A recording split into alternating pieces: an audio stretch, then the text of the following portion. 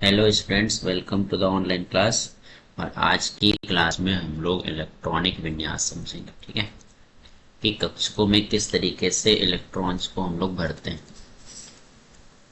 ठीक है, चलो इसका हम लोग थोड़ा सा दो तरीका सीखेंगे। एक नॉर्मल तरीका जो 8th 9th 10th तक के लिए काम आता है, और एक थोड़ा सा एडवांस तरीका जो 11th 12th में हम लोग पढ़ते हैं, लेकिन पढ़ना चाहिए आप लोगों को। ठीक है, चलो पहले कुछ पॉइंट्स जो आप लोगों को याद रखना है। दो चीजें होती है, एक होता है कक्ष और एक होता है कक्षक। ठीक है, हिंदी में इसको बोलते हैं ऑर्बिट, और एक होता है ऑर्बिटल। ठीक है, ऑर्बिट होता है 2D और ऑर्बिटल होता है आपका 3D। ठीक, मतलब ऐसे समझ जाओ कि ये एक वृत्त होगा, और ये क्या होगा, एक गोला होगा। क्या होगा, एक गोला। ठीक, गोला मतलब एक गेंद की तरह। इसको अपन क्या बोलेंगे, कक्षक। वृत्त या कक्ष या फिर ऑर्बिट एक ऐसा एरिया होता है जहां पे इलेक्ट्रॉन जिस पाथ को फॉलो करते हुए घूमते हैं, जहां पास वो घूम रहा होगा, वही उसका क्या कहलाएगा, ऑर्बिट कहलाएगा। ठीक है, और ऑर्बिटल क्या होता है, जहां पास इलेक्ट्रॉन पाए जाते हैं। जैसे इलेक्ट्रॉन अगर मेरे को यहाँ पास मिल रहा है और हर एक इलेक्ट्रॉन अपनी कक्षक में क्या हो रहा होगा, घूम रहा होगा, अपनी कक्षा में क्या कर रहा होगा, घूम रहा होगा। ठीक है, सो जहां पास इलेक्ट्रॉन पाए जाते हैं उसको अपन ऑर्बिटल कहते हैं। जहां पास इलेक्ट्रॉन जिस पाथ से, जिस रास्ते से इलेक्ट्रॉन घूम रहा होता है, उसको अपन क्या बोलते हैं, कक्ष बोलते हैं। ये बात आप लोग ध्यान रखें। ठीक है, चलो अब इलेक्ट्रॉनिक विन्यास जब हम लोग कर रहे होते हैं, इलेक्ट्रॉनिक विन्यास हम लोग करते हैं कक्षकों में। ठीक है, हम लोग बताते हैं कि उस कक्षक में कितने इलेक्ट्रॉन वहां पास प्रेजेंट होंगे। ठीक, तो छोटा सा कॉन्सेप्ट है जिसको याद रखना है। इसको सिंपल तरीका है कक्ष और कक्षक में याद रखने का। देखो, कक्ष छोटा है तो वो 2D होगा, कक्षक 3 अक्षर का है तो वो 3D होगा, सिंपल। ठीक है, खैर आते हैं अपने जो इम्पोर्टेंट टॉपिक है, जो हम लोगों को समझना है। ठीक है, वो क्या है हमारा, इलेक्ट्रॉनिक विन्यास। ठीक है, इलेक्ट्रॉनिक विन्यास को हम लोग अच्छे से समझेंगे।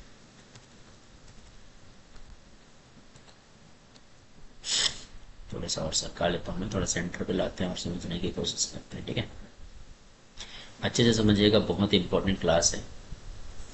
ठीक है, ये क्लास समझ लिए आप लोग तो समझ जाइएगा कि 11th का भी कुछ टॉपिक हम लोगों ने क्या कर लिया है, समझ लिया भाई अच्छे से। नॉर्मल नहीं, बिल्कुल अच्छे से हम लोगों ने समझ लिया, ये बात आप लोग ध्यान रखें।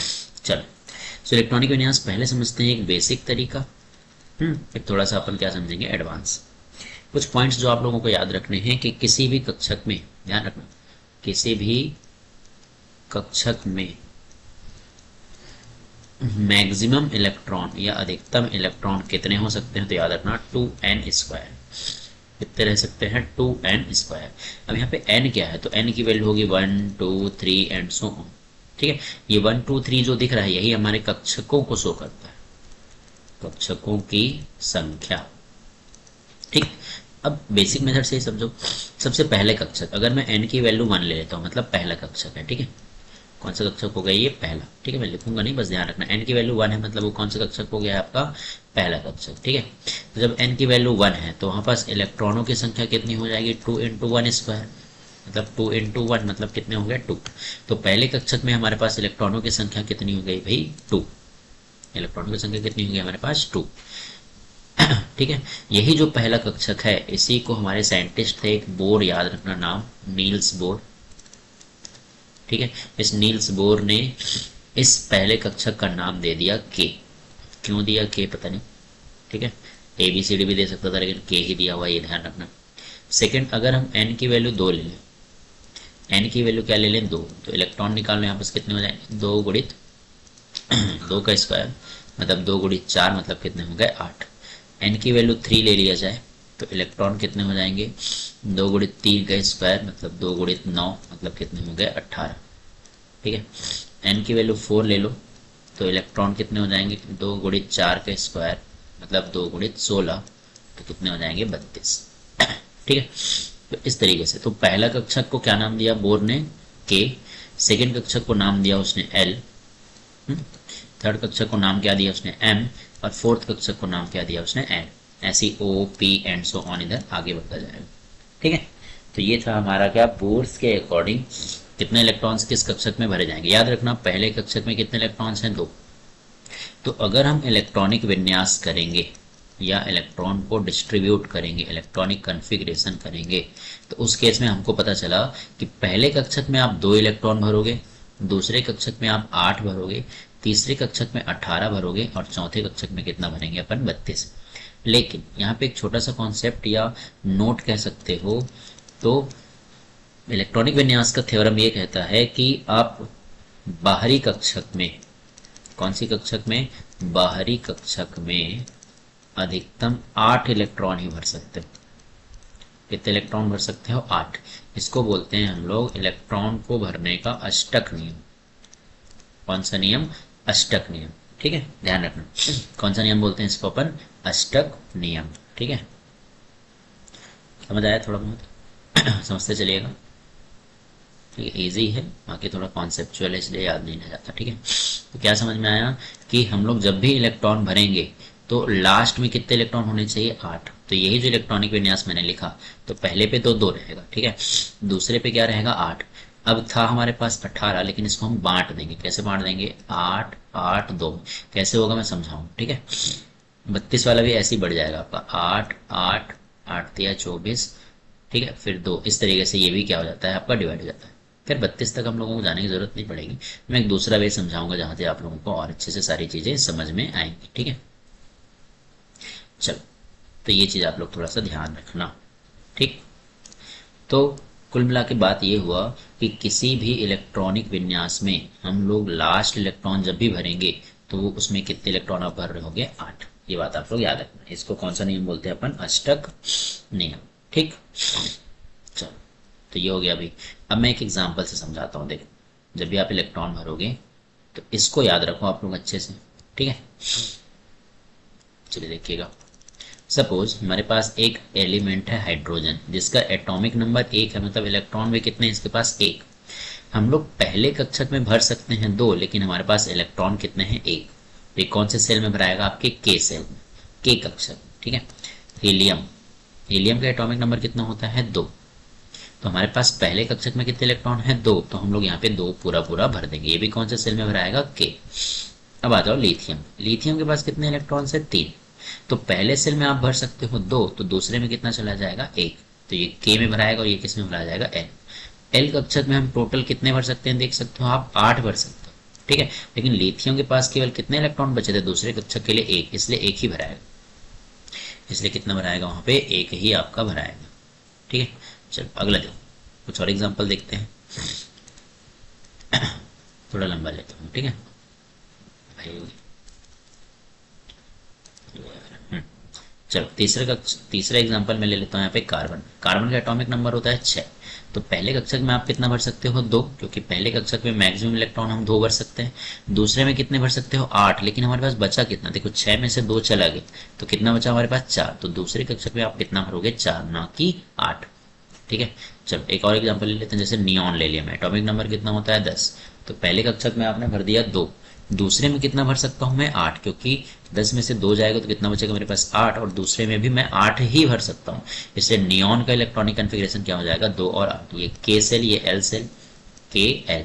के का मतलब पहला कक्षक, एल का मतलब दूसरा कक्षक। ठीक है, सपोज मेरे पास है मैग्नीशियम, समझना। अब यहाँ पे एटॉमिक नंबर हो गया 12। कितना हो गया? 12। ठीक है, तो पहले कक्षक में हम कितने इलेक्ट्रॉन भर सकते हैं भाई? पहले कक्षक में मैं भर सकता हूँ केवल 2। ध्यान रखना, पहले कक्षक में केवल कितना भर सकते हैं हम लोग? 2 इलेक्ट्रॉन ही भर सकते हैं। ठीक है, चलो 2 निकल गया, कितना बचा मेरे पास? 10। दूसरे कक्षक में मैं कितना भर सकता हूँ? 8। तो यहाँ से निकल गया 8। अब कितना बचा मेरे पास? 2। अब तीसरे कक्षक में यहाँ पे 18 जरूर है, लेकिन भरना कितना है मैक्सिमम? 8। ध्यान रखना, भरना कितना है मैक्सिमम? हमारे पास 8 ही भर सकते हैं, लेकिन हमारे पास बचा कितना है? 2। तो मैग्नीशियम का कन्फिग्रेशन क्या हो जाएगा? के सेल में 2, एल में 8 और एम में भी कितना आ गया? 2। ठीक है, समझ आया होगा। चलो थोड़ा सा और आगे बढ़ाते हैं। मान लो मैंने ले लिया स्कैंडियम, एटॉमिक नंबर 21। तो पहले में 2, 19 बचा, दूसरे में 8, 10 हो गया, 9 बचा, तीसरे में भी 8 और चौथे में कितना आ जाएगा? 1। क्यों? क्योंकि मैंने क्या बताया कि अधिकतम आप कितने भर सकते हो आउटर सेल में? 8, इसलिए वहां पे 9 नहीं भरो। ध्यान रखना, इसका कन्फिगरेशन 2 8, पहले पे 2 था तो 2 नहीं लिख दिए, दूसरे में 8 था तो 8 लिख दिए, तीसरे में 18 जरूर है, लेकिन आप लिखोगे कितना? 8 ही लिखना है आप लोगों को, ध्यान रखना। इसका रीजन है जो एडवांस वाले मेथड में आप लोगों को समझ में आएगा, ठीक है।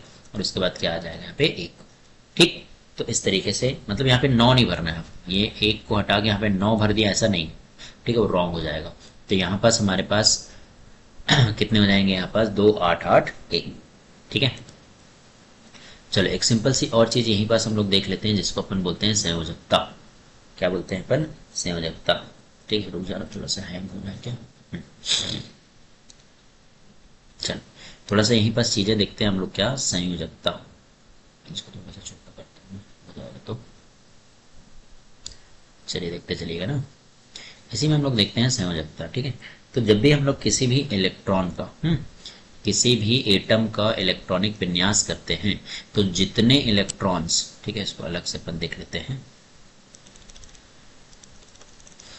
चल देखो, जब भी हम लोग किसी भी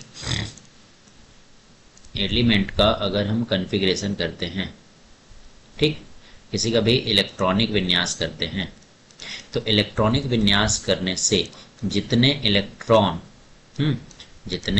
इलेक्ट्रॉन बाहरी कक्षक में होते हैं,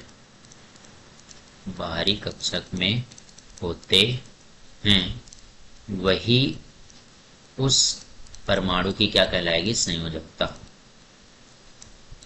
परमाणु की क्या कहलाती है, संयोजकता कहलाती है, ठीक है। जैसे हाइड्रोजन का बताया मैंने, 1 होता है तो 1 ही रहेगा। हीलियम का कितना होता है, 2, तो 2 ही रहेगा। लिथियम का 3 था तो कैसे भरेंगे, 2 और 1, ठीक है। बेरिलियम का 4 था तो क्या भराएगा बताओ, 2 और 2। कार्बन की अगर मैं बात करूँ 6 था तो क्या भरा हम लोगों ने, 2 और 4, है ना। नियॉन का कितना भरा भाई हम लोगों ने, 2 और 8, 10 होता है। अगर मैं सोडियम की बात करूँ तो कितना हो जाएगा, 11, तो कितना हो जाएगा, 2 8 और 1, है ना। स्कैंडियम का मैंने आप लोगों को बताया 21 है, तो कैसे भरेंगे, 2 8 8 1, ठीक है। जिंक का कैसे भरोगे भाई, तो जिंक का भरो तो कितना है, 30, तो कितना हो जाएगा, 2 8 8 8 8 16 और 2 18, 18 और 8 26, ठीक है। यहाँ बस थोड़ा सा ट्रिकी हो जाता है, यहाँ पे 10 आता है और यहाँ पे 2 आता है। कैसे आता है ये हम लोग सारी चीजें हम लोग डिस्कस करेंगे एडवांस मेथड पे, ठीक है। तो इस तरीके से हम लोग क्या करते हैं, कॉन्फ़िगरेशन को करते हैं, ठीक है। थोड़ा सा ना वेट कर लीजिएगा, हैंग हो रहा है। चलो अब मैंने क्या बोला कि जितने इलेक्ट्रॉन बाहरी कक्षक में होते हैं वही उस परमाणु की क्या कहलाती है, संयोजकता कहलाती है। क्या कहलाती है, वही उस परमाणु की संयोजकता कहलाती है। तो अगर मैं देखूं यहाँ पास, तो यहाँ पे एक ही कक्षक है, तो यही कक्षक हमारा बाहरी कक्षक हो जाएगा। तो हाइड्रोजन की संयोजकता कितनी हो जाएगी, सिंपली यहाँ पास 1। हीलियम में भी एक ही कक्षक है, तो उसकी भी संयोजकता कितनी हो जाएगी, 2। लिथियम में देखो 2 कक्षक है, एक ये और एक ये, तो इसकी संयोजकता कितनी हो जाएगी, 1। बेरिलियम की कितनी हो जाएगी, 2, है ना। कार्बन की संयोजकता कितनी हो जाएगी, 4। नियॉन की संयोजकता कितनी हो जाएगी, 8। सोडियम की संयोजकता कितनी हो जाएगी, 1, ठीक है। सॉरी संयोजकता नहीं, इसको बोलेंगे अपन संयोजी इलेक्ट्रॉन। क्या बोलेंगे इनको, संयोजी इलेक्ट्रॉन ना, संयोजी इलेक्ट्रॉन, सॉरी, ठीक है। तो यहाँ पास 1, यहाँ पे भी कितने हो जाएंगे, 1, और जिंक की कितनी हो जाएंगी, 2। अब अगर मैं संयोजकता की बात करूं, ठीक है, अभी जो मैंने बताया वो संयोजकता नहीं था, संयोजी इलेक्ट्रॉन्स था, ठीक है। ध्यान रखो क्या है आपका, संयोजी इलेक्ट्रॉन के जितने इलेक्ट्रॉन्स बाहरी कक्षक में होते हैं वही उस परमाणु की क्या कहलाती है, संयोजी इलेक्ट्रॉन। अब अगर मैं संयोजकता को डिफाइन करूं तो संयोजकता हमारा क्या हो जाता है कि जितने अब देखना 2 चीजें हैं यहाँ पास। अगर संयोजी इलेक्ट्रॉन्स, वैलेंस इलेक्ट्रॉन्स, ठीक है, इंग्लिश में क्या बोलते हैं, वैलेंस इलेक्ट्रॉन। अगर संयोजी इलेक्ट्रॉन 4 से ज्यादा है, 4 से क्या है, ज्यादा, तो 8 से घटाकर संयोजकता निकालते हैं, घटाकर संयोजकता निकालते हैं, ठीक है। और अगर 4 से कम है तो वही उसकी संयोजकता हो जाएगी, वही उसकी क्या हो जाएगी, संयोजकता। अगर 4 के बराबर है, 3 केसेस है, ठीक है, 4 के बराबर है तो 4 ही उसकी क्या हो जाएगी, संयोजकता,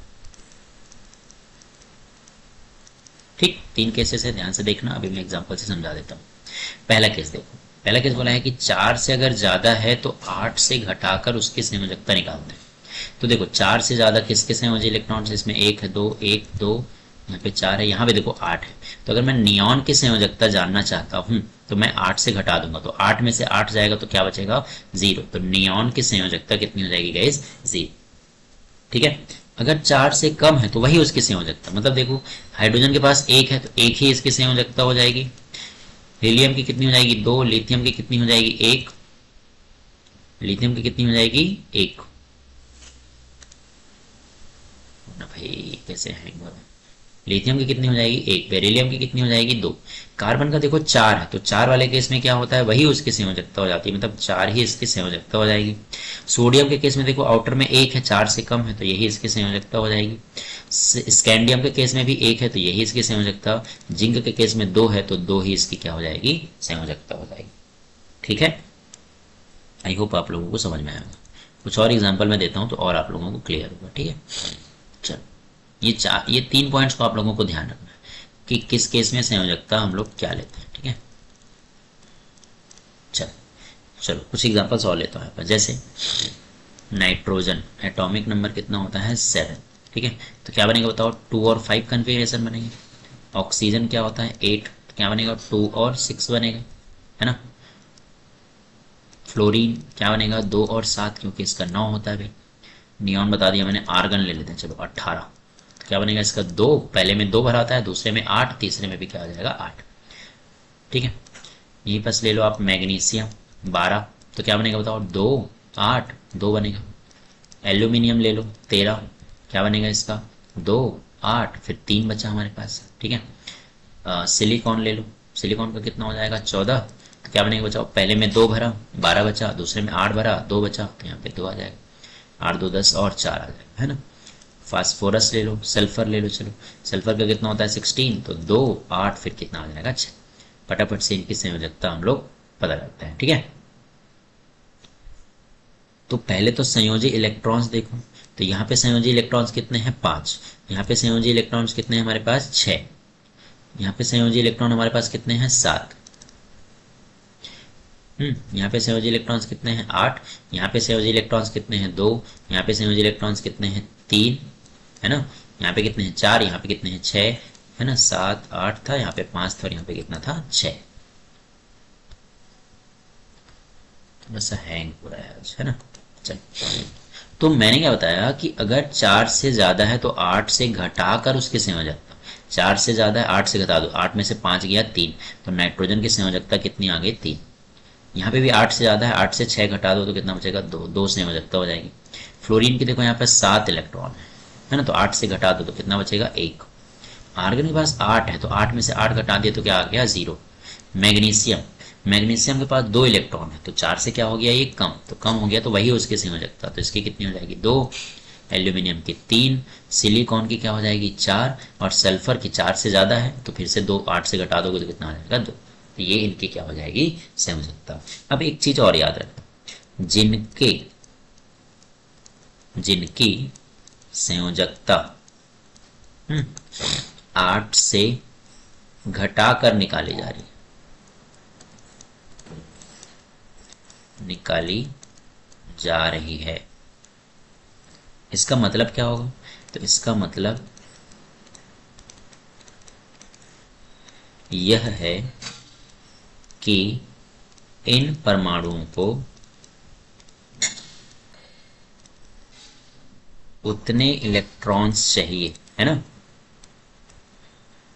क्या करने के लिए, अष्टक कंप्लीट करने के लिए, अष्टक पूर्ण करने के लिए। ठीक है, ऑक्टेट कंप्लीट करने के लिए।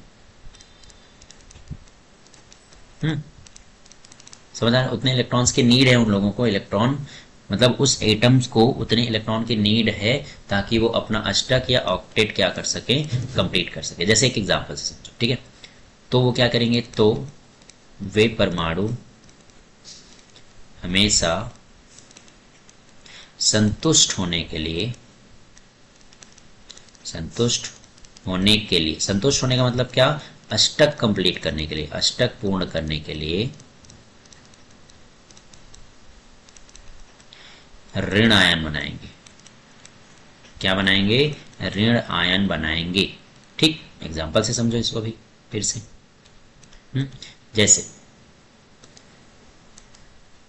जैसे है ना, चलो एग्जाम्पल, जैसे ऑक्सीजन को मैं ले लेता हूं। ऑक्सीजन का हम लोगों ने कन्फिग्रेशन क्या किया गाइस, 2 और 6, ठीक है। कितने इलेक्ट्रॉन्स की नीड है इसको 8 करने के लिए, तो भाई 8 में से 6 घटाओगे उतने ही ना चाहिए, मतलब 2 चाहिए। तो ऑक्सीजन हमेशा क्या बनाता है, -2 आयन बनाता है। क्या बनाता है, -2, ठीक है। जैसे फ्लोरीन है, फ्लोरीन का कितना है भाई, 2 और 7, कितने इलेक्ट्रॉन चाहिए इसको, 1। तो फ्लोरीन हमेशा क्या बनाता है, -1 आयन बनाता है, ठीक है। नाइट्रोजन 7 होता है, तो क्या किया था कन्फिग्रेशन, 2 और 5, कितने इलेक्ट्रॉन्स की नीड है इसको, 3। तो नाइट्रोजन हमेशा क्या बनाता है, N-3 बनाता है, ठीक। समझ आ रहा है कॉन्सेप्ट, कहाँ पर कैसे चार्ज लग रहा है, ठीक है। जैसे सल्फर ले लो, सल्फर का भी आउटर मोस्ट क्या है, देखो 2 8 6 आया, इसको भी 2 इलेक्ट्रॉन की नीड है, तो सल्फर भी क्या बनाएगा, -2। ये क्या करते हैं, उधार लेके आयंस में प्लस चार्ज या माइनस चार्ज क्रिएट करते हैं, ठीक है। समझ आ रहा है ना। चल थोड़ा सा और एक कॉन्सेप्ट मैं यहाँ पे आप लोगों को समझा देता हूँ। चलिए वापस आ जा। हाँ, अब कुछ ऐसे भी केस है ना हमारे पास, है कि नहीं है। चल भाई नीचे हो जाओ, एक सेकंड ना। अब ऐसे भी तो केस हैं जहां पास हमारे पास 8 से घटाकर नहीं, बिना घटाए हम लोग संयोजकता का निर्धारण कर रहे हैं, तो उस केस में क्या होगा उसको भी देख लेते हैं। जब हम 8 से घटाकर निकाले, मतलब क्या है कि जब हम लोगों ने अष्टक कंप्लीट कराया, उस केस में हमारे पास कौन सा आयन बना, हमारे पास ऋण आयन बना, ठीक है, ध्यान रखना। अब धन आयन कब बनेगा, तो धन आयन का केस सिंपल सा ये है कि जिन इलेक्ट्रॉनों या फिर जिन परमाणुओं के पास 4 या 4 से कम है संयोजी इलेक्ट्रॉन है,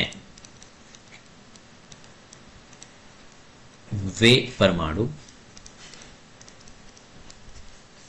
अष्टक कंप्लीट करने के लिए, अष्टक पूर्ण करने के लिए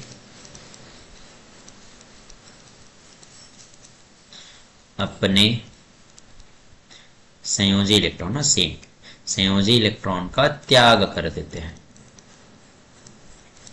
क्या कर देते हैं, त्याग कर देते हैं, ठीक है, डोनेट कर देते हैं। क्या कर देते हैं, डोनेट। समझ आया। तो कैसे डोनेट करेंगे भाई, चलो करा देते हैं डोनेट। जैसे मान लो मैंने यहाँ पे लिख दिया सोडियम, जस्ट अ सेकेंड ना, बहुत ज्यादा है पता नहीं। सपोज मेरे पास है सोडियम, एटॉमिक नंबर क्या है 11, कन्फिग्रेशन मैंने बताया था, पहले में 2 भरा था, दूसरे में 8, तीसरे में क्या बचा इसके पास 1। अब 1 बच रहा है, तो 1 बच रहा है कब, मतलब क्या है, तो 1 बच रहा है मतलब यही है कि इसके पास आउटर मोस्ट इलेक्ट्रॉन या संयोजी इलेक्ट्रॉन्स या वैलेंस इलेक्ट्रॉन कितने हैं, 1, जो कि क्या है भाई 4 से लेस है। और जब 4 से लेस होता है तो वही उसकी क्या हो जाती है, संयोजकता, वही उसकी क्या हो जाती है, संयोजकता या वैलेंसी। इंग्लिश में क्या बोलते हैं इनको, वैलेंसी। और संयोजी इलेक्ट्रॉन्स को क्या बोलते हैं, वैलेंस इलेक्ट्रॉन, ठीक है। तो जब वैलेंसी हमारी 4 से, मतलब वैलेंस इलेक्ट्रॉन 4 से कम होते हैं, तो मैंने क्या बोला, उस केस में अपना अष्टक पूर्ण करना है, तो इसको 7 इलेक्ट्रॉन कोई देगा क्या, नहीं देना। 7 इलेक्ट्रॉन्स की नीड है, लेकिन 7 इलेक्ट्रॉन्स इसको कोई नहीं देने वाला। तो ये सोडियम क्या करेगा, अपने में से 1 इलेक्ट्रॉन डोनेट कर देगा और क्या बना लेगा, प्लस आयन। क्या बना लेगा, प्लस आयन बना लेगा। अब प्लस लिखा है का मतलब क्या है भाई, +1 ही है ना, केवल माइनस लिखा है इसका मतलब क्या होता है, -1 होता है, ठीक है। एक और एग्जांपल देख लो, जैसे एल्यूमिनियम, ठीक, हम लोगों ने पढ़ भी लिया है फॉर्मूला बनाते टाइम कि एल्यूमिनियम क्या बनाता है, अपना +3 चार्ज बनाता है। तो एल्यूमिनियम का एटॉमिक नंबर क्या होता है, 13। तो क्या हो जाएगा बताओ, पहले पे 2, दूसरे पे 8, तीसरे पे 3। अब क्योंकि संयोजी इलेक्ट्रॉन्स हमारे 4 से कम, फिर से क्या है 4 से कम, तो ये तुरंत क्या करेगा, डोनेट। क्यों, क्योंकि इसको कोई भी 5 इलेक्ट्रॉन नहीं देने वाला, तो ये अपने 3 इलेक्ट्रॉन्स को क्या कर देगा, डोनेट। और जब डोनेट करेगा तो बना लेगा 3+, और इसके अष्टक कंप्लीट। देखो आउटर में 8 हो गए, यहाँ पे भी कितने हो गए, 8। तो ये फंडा होता है हमारे पास इलेक्ट्रॉन्स को डोनेट करके पॉजिटिव बनाने का, धनायन बनाने का और ऋण आयन बनाने का। समझ में आ गया होगा, ठीक है। तो जो हम लोगों ने केमिकल फॉर्मूला वाला पार्ट पढ़ा था उस पे देखिएगा इन सब पे किस तरीके से +1 दिया है, +2 दिया है। हम लोगों ने कैल्शियम पढ़ा था 20, तो कैसे बनेगा इसका, 2 8 8 8 2 16 2 18, 18 और 2 20। तो आउटर में कितने इलेक्ट्रॉन आ गए, देखो यहाँ पे 2, इसलिए 2 आ रहे हैं, तो कैल्शियम क्या करता है, 2 इलेक्ट्रॉन डोनेट करके +2 बनाता है। क्या बनाता है, +2 बनाता है। मैग्नीशियम भी आप देख सकते हो आप, कितना है 12, तो आ गया 2 8 2, 2 इलेक्ट्रॉन डोनेट करेगा तो मैग्नीशियम क्या बनाएगा भाई, Mg2+ बना लेगा, है ना। सिलिकॉन हो गया, फास्फोरस, फास्फोरस देख लो, फास्फोरस का होता है 15, तो क्या बनेगा 2 8 5, इसको 3 इलेक्ट्रॉन चाहिए तो फास्फोरस क्या बनाता है P-3। खैर वो हायर क्लास पे जाओगे तो और आपको बहुत सारी चीज़ें, अपवाद, ये सारी चीज़ें मिलती है, लेकिन अगर मैं 9 10th के बेसिस पे बात करूँ तो हम लोगों को इतना जानना क्या है, इनफ है, इतना जानना क्या है, इनफ है, ठीक है, पर्याप्त है। चलो अब मैंने बोला था एडवांस लेवल भी थोड़ा सा देखेंगे, है ना, उसके बाद कुछ क्वेश्चंस कराऊंगा तो आप लोगों को सारी चीज़ें बनने लग जाएगी। ठीक, थोड़ा सा अपन एडवांस भी देख लेते हैं, माइंड में यही रखना है आप लोगों को, ठीक है। 2 8 8 वाला, 2 8 8 और एक और 2 तक याद रखना, इससे ज़्यादा आप लोगों को नहीं पूछा जाएगा, ठीक है। चलो तो थोड़ा सा कॉन्सेप्ट और समझना है तो समझ लेते हैं, है ना। देखो एडवांस मेथड देखते हैं, जैसे मैंने बोला 2 इलेक्ट्रॉन, फिर मैंने क्या बोला 8, फिर मैंने क्या बोला 8 2, एक साथ, है ना, ऐसा कुछ कुछ, ठीक। तो समझो जब कॉन्फ़िगरेशन किया जाता है तो ये वाला सेल क्या कहलाता है, हमारा पहला सेल।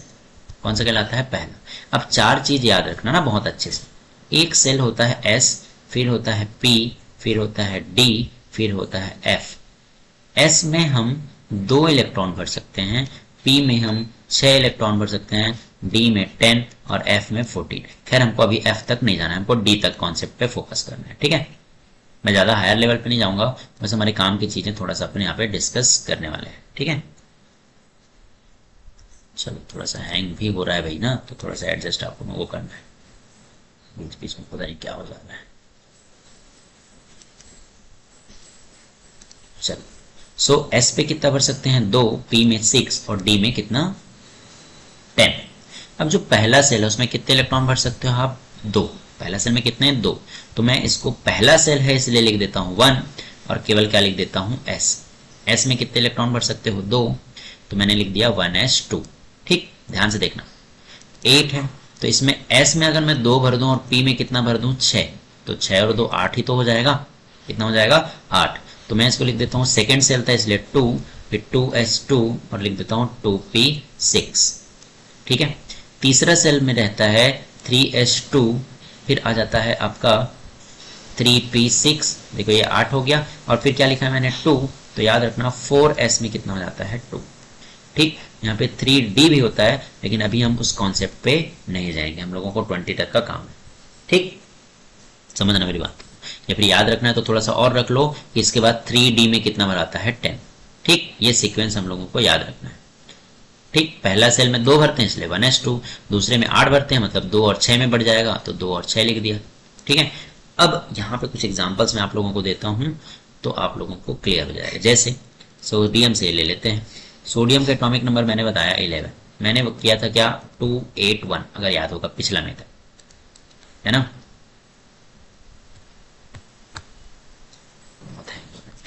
चलो सोडियम का मैंने बताया था आपको क्या 2 8 और 1।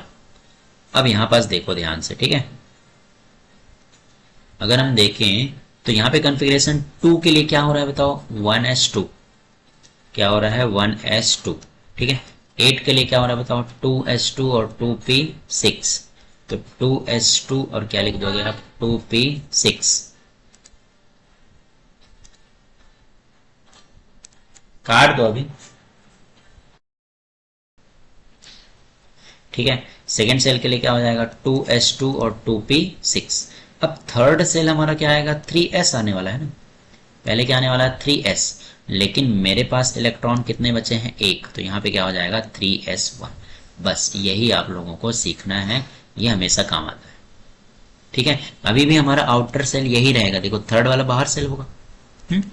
जैसे अब स्कैंडियम आया था हमारे पास, कितना आया था बताओ 21, तो ये सीक्वेंस याद रखो, सबसे पहले कितना भरोगे 1s2 2s2 2p6, देख लो 6 4 10 खत्म, 21 है हमारे पास। फिर क्या हो जाएगा 3s2 3p6, 10 और 8 कितने होंगे 18, 18 के बाद 4s2 में भी भर दिया, और फिर कितना आ जाएगा 3d में कितना आ जाएगा 1, क्योंकि हमारे पास एक ही बचा, तो आउटर सेल हमारे पास एक है इसलिए एक ये डोनेट कर दे। ठीक है, उसको चीज़ें रहती है, आउटर सेल यहाँ पे 2 काउंट हो जाते हैं कभी कभी, ये दोनों भी काउंट होते हैं, ये भी काउंट होता है, तो वो बाद की बात है, उसको हम लोग बाद में समझेंगे। ठीक है, तो इस तरीके से हम लोगों का कन्फिगरेशन चेंज होता है और ऐसे ही आप लोगों को करने का प्रैक्टिस करना है ज़्यादा से। ठीक है, जैसे एक एग्जांपल और देख लो। सपोज आपको करना है एल्यूमिनियम, एल्यूमिनियम होता है 13, तो 1s2 2s2 2p6, 6 4 10 खत्म, 3 बचा है तो 3 में से 3s2 गया और 1 बचा है तो क्या आ जाएगा 3p पे 1। अभी भी आउटर सेल ये पूरा ही है ना, इसलिए इलेक्ट्रॉन कितने हो जाएंगे, देखो 2 यहाँ पे 1 यहाँ पे, तो टोटल आउटर सेल या वैलेंस इलेक्ट्रॉन अभी भी कितने हो जाएंगे 3। ठीक, आई होप मैंने आप लोगों को इलेक्ट्रॉनिक कन्फिग्रेशन को अच्छे से समझा दिया है भाई। ठीक है, चलो कुछ क्वेश्चंस हैं, कुछ टॉपिक्स हैं, उसको यहाँ पर सब लोग देख लेते हैं। ठीक है, कुछ छोटा होगा तो अपन उसको भी चर्चा कर लेंगे। ठीक है, उससे पहले यहाँ पे एक छोटा सा बोरबरी कॉन्सेप्ट होता है, उसको भी देख ही लो। क्या होता है आप लोगों का बोरबरी स्ट्रक्चर कह सकते हो। ठीक है, संरचना। ये क्या होता है, तो जैसे हम लोगों ने पढ़ा, एक ही एग्जांपल से मैं समझा देता हूँ। जैसे सोडियम ले लो, चलो 11 है, पहले में 2, दूसरे में 8, तीसरे में क्या भरा हम लोग 1। ठीक, तो बोरबरी के अकॉर्डिंग कितने कक्षक हो गए हमारे पास, गिनो। ये हो गया K, ये हो गया L और ये हो गया क्या M। तो ये पहला सेल, ये दूसरा सेल और ये कौन सा सेल हो जाएगा हमारा तीसरा। ठीक, तो पहले में कितने इलेक्ट्रॉन्स हैं 2, तो पहले वाले में 2 ऐसे गोला बना दो, 2 इलेक्ट्रॉन्स वो कर रहा है। दूसरे में कितने हैं 8, तो 1 2 3 4 5 6 7 और ये कितना हो गया 8। तीसरे में कितना है हमारे पास 1, तो तीसरे में आप 1 बना दो। यही हमारा क्या है बोरबरी स्ट्रक्चर है। ठीक है, चलो यहाँ पे बना भी है, मैं दिखा देता हूँ आप लोगों को। ठीक है, चलो उसके बाद ये भी करा देता हूँ। ये लास्ट क्लास का है सारा, हम लोगों ने पढ़ लिया है बहुत अच्छे से। ठीक है, आप लोग रिवाइज जरूर कीजिएगा। चलो यहाँ पे हम लोगों को इलेक्ट्रॉनों का वितरण मतलब इलेक्ट्रॉनिक कन्फिग्रेशन या इलेक्ट्रॉनिक विन्यास आप लोगों को करना है। चलो, तो हीलियम के लिए तो 1 आ गया, K सेल पे 2 1। कार्बन के लिए क्या होगा 2, तो यहाँ पे कितना आ जाएगा 4। ठीक है, O के लिए क्या हो जाएगा बताओ, यहाँ पे 2। पहले सेल पे तो हमेशा कितना भराता है 2, भर दो भाई। सेकंड सेल में हम 6 भर सकते हैं, लेकिन ऑक्सीजन के पास 2 भर दिया तो यहाँ पे बचेगा 6, यहाँ पे आ जाएगा 7। अब देखो यहाँ पे 17 है तो यहाँ पे 2 भरे, फिर दूसरे में 8 भर सकते हैं, तीसरे में क्या आ जाएगा 7। कैल्शियम में कैसे भर सकते हैं 2 8 8 और यहाँ पे 2, यहाँ पे कितना आ जाएगा 1 है ना, यहाँ पे 6, यहाँ पे कितना आ जाएगा 5। सॉरी सॉरी सॉरी सॉरी, तो 2 और 8 और यहाँ पे कितना आ जाएगा 7। फास्फोरस है 5 है ना भाई, 8 2 10, तो यहाँ पे कितना आ जाएगा 5। यहाँ पे 13 था ना, इसलिए 3 आ जाएगा। ठीक, तो इस तरीके से भर देंगे। इलेक्ट्रॉनिक विन्यास यहाँ पे 1 होगा, यहाँ पे 2 1 हो जाएगा। इसका कितना हो जाएगा बताओ 2 और 4, बस इनको लिखते जाओ। यहाँ पे कितना हो जाएगा 2 और 6, यहाँ पे कितना हो जाएगा 2 8 3, यहाँ पे कितना हो जाएगा 2 8 5 2 8 7 2 8 8, फिर 2 8 8 1, और यहाँ पे कितना हो जाएगा 2 8 8 2। ठीक, ऐसे भी आप लोग कर सकते हो। नहीं तो मैंने जो आप लोगों को बताया कैसे करोगे, 1s2 2s2 2p6 है वही, देखो ये पहले पे 2 आ गया, दूसरे पे 8, तीसरा सेल पे क्या बताया मैंने 3s2 3p6, ये भी कितने हो गए 8, फिर क्या आ जाता है 4s2, ये कितने हो गया 2। ठीक है, वही 20 ही है, कैल्शियम का ही इलेक्ट्रॉनिक कन्फिग्रेशन है। ठीक है, चलो संयोजी इलेक्ट्रॉन मतलब आउटर के इलेक्ट्रॉन, यहाँ पे कितने हैं भाई 4, यहाँ पे कितना है 6, यहाँ पे कितना है 1, यहाँ पे कितना है 3 5 7 8 1, यहाँ पे कितना है 2, बन जाएगा। चलो थोड़ा सा बोरबरी स्ट्रक्चर को देख लो, यहाँ पे दिया हुआ है आप लोगों की बुक में।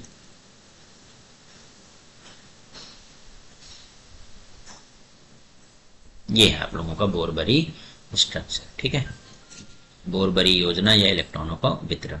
कुछ पॉइंट्स दिए, मैंने बता दिया था कि मैक्सिमम इलेक्ट्रॉन कितने भर सकते हो आप 2n²। एक कक्ष में कितने इलेक्ट्रॉन्स होते हैं 2, याद रखना। एक कक्ष में ना, कक्षक नहीं है, कक्षक में कितने हो सकते हैं 2n²। ठीक है, लेकिन कक्ष में, कक्ष और कक्षा, देखो कक्षा को ही कक्षक बोला है मैंने ना, ध्यान रखना। ठीक है, एक कक्ष में कितने इलेक्ट्रॉन्स हो सकते हैं, तो मैक्सिमम 2 इलेक्ट्रॉन्स हो सकते हैं, ये बात भी ध्यान रखना। ठीक है, और देखते हैं कितने हो सकते हैं हमारे पास 8। सब चीजें मैंने आप लोगों को बता रखी है। देखो हाइड्रोजन में 1 ही था तो यहाँ पे 1 बना दिया, हीलियम में 2 था तो यहाँ 2 बना दिया, है ना। लिथियम का क्या था भाई हमारे पास बताओ 2 और 1, तो पहले पे देखो 2 है, दूसरे में 1 है। एल्यूमिनियम में कितना होता है बताओ 2 8 3, तो पहले में देखो 2 बनाया, दूसरे में 8, तीसरे में 1 2 और ये 3 बना दिया। ठीक है, ये मैंने आप लोगों को समझा दिया, बन जाएगा। तो इस तरीके से हमारा ये इलेक्ट्रॉनिक विन्यास वाला टॉपिक भी खत्म, तुम लोगों ने अच्छे से समझ लिया। अब देखो मैंने बताया था कि प्रोटॉन जो न्यूट्रॉनों की संख्या है, द्रव्यमान संख्या क्या होती है, न्यूट्रॉन में प्रोटॉन को जोड़ दो तो हमारा क्या निकल जाता है, द्रव्यमान संख्या। तो द्रव्यमान संख्या में अगर मैं प्रोटॉन को घटा दूं तो मेरे को क्या मिलेगा, न्यूट्रॉन। तो एक में से एक जाएगा तो क्या बचेगा, शून्य। 6 में से 3 जाएगा तो 3, 12 में से 6 गया तो 6, 18 में से गया तो 8, यहाँ पे कितने आ जाएंगे 12, यहाँ पे कितने आ जाएंगे आपके पास 27 में से 13 जाएगा तो 14, है ना।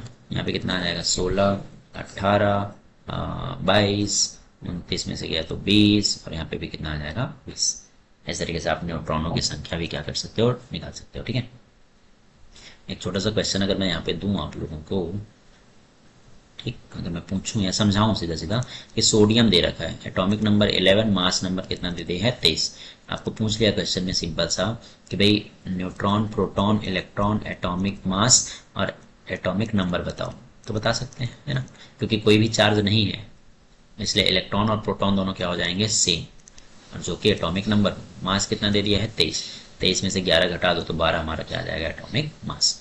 अगर मैं इसी में थोड़ा सा चेंज करूं, मान लो दे दिया आपको क्लोरीन -1, एटॉमिक नंबर 17, मास मान लो अभी दे दिया 35। इस केस में क्या होगा, तो न्यूट्रॉन, प्रोटॉन, इलेक्ट्रॉन और ए और जेड सब बताना है।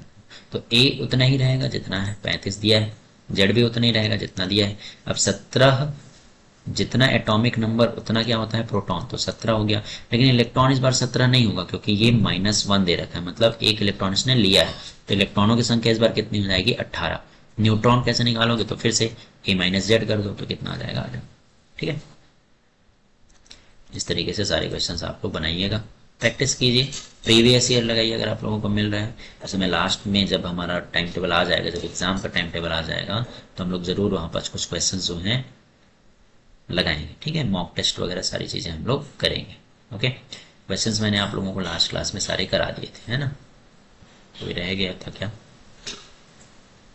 ये रह गया था। देखो यहाँ पे आप लोगों को पूछा है क्वेश्चन में,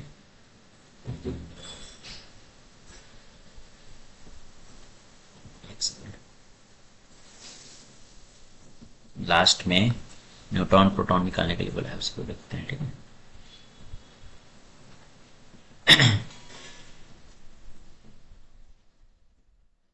ये सब मैंने आप लोगों को लास्ट क्लास में बता दिया है, इसके एक्सरसाइज वगैरह हम लोगों ने सारे कर लिए हैं। ठीक है, चलो इस क्वेश्चन में हम लोगों को क्या क्या बोला है भाई, बोला इलेक्ट्रॉनिक विन्यास और न्यूट्रॉनों की संख्या लिखो। तो फ्लोरीन है, न्यूट्रॉनों की संख्या मतलब क्या, सीधा सीधा A-Z, मतलब मास में से एटॉमिक नंबर घटा दो, तो 19 में से 9 गया तो 10, ये क्या आ जाएगा 12, ये कितना आ जाएगा 16, 16 आएगा क्या 14 आएगा, है ना। यहाँ पे कितना आ जाएगा 16, यहाँ पे कितना आ जाएगा 18, हो गया। इलेक्ट्रॉनिक कॉन्फ़िगरेशन भी हम लोगों ने पढ़ ही लिया है। अगर मैं फ्लोरीन का बोलूँ 9 है तो क्या करोगे, 1s2, 2s2, 2p5 या फिर 2 और 7। ठीक, कर लेना, ये आप लोगों का होमवर्क है, ये हम लोगों ने कर लिया है। ठीक है, होमवर्क कीजिए, कमेंट कीजिए, कोई डाउट आ रहा है तो जरूर पूछिए आप लोग। ठीक है, पूछोगे नहीं तो बनेगा नहीं, नहीं पूछोगे नहीं बनेगा, तो फिर आप लोगों को लगेगा कि हमको समझ में नहीं आ रहा है। ठीक है, तो जरूर आप लोग कमेंट कीजिए, सब्सक्राइब कीजिए और सभी को शेयर भी कीजिए ताकि आप लोगों को अच्छे से सारी चीज़ें बने। ठीक है, अगली क्लास में मिलेंगे और अगली क्लास का एक बार सिलेबस हम लोग यहाँ पर देख लेते हैं कि पढ़ना क्या है।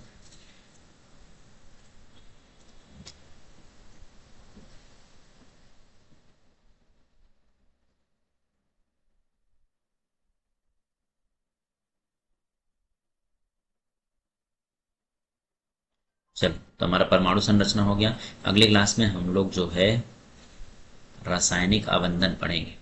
ठीक है, और रासायनिक आबंधन से पहले मुझे तो लगता है कि हम लोगों को रासायनिक सूत्र और मोल संकल्पना, तो अगले लेक्चर पे हम लोग रासायनिक सूत्र हम लोगों ने पढ़ रखा है, हम लोग केवल मोल संकल्पना के बारे में स्टडी करेंगे। ठीक है, ठीक है, बुक के लिए देखो NCERT तो बेस्ट है, आप यहाँ से टॉपिक देख लो और NCERT से पढ़ो, या फिर यही बुक जो मैं आप लोगों को शो कर रहा हूँ इस पेज पे, वो है SCERT से, आप लोगों को आसानी से मिल जाएगा। डायरेक्टली आप लोग सर्च करना 9th की बुक। ठीक है, या फिर मैं डिस्क्रिप्शन में लिंक डाल दूंगा, वहां से आप लोग जरूर डाउनलोड कर लीजिएगा। ठीक है, डिस्क्रिप्शन आप लोग देख लीजिएगा। ठीक है, तो आज के लेक्चर में बस इतना ही करते हैं हम लोग, मिलते हैं नेक्स्ट लेक्चर में। आज के लिए बस इतना ही, थैंक यू।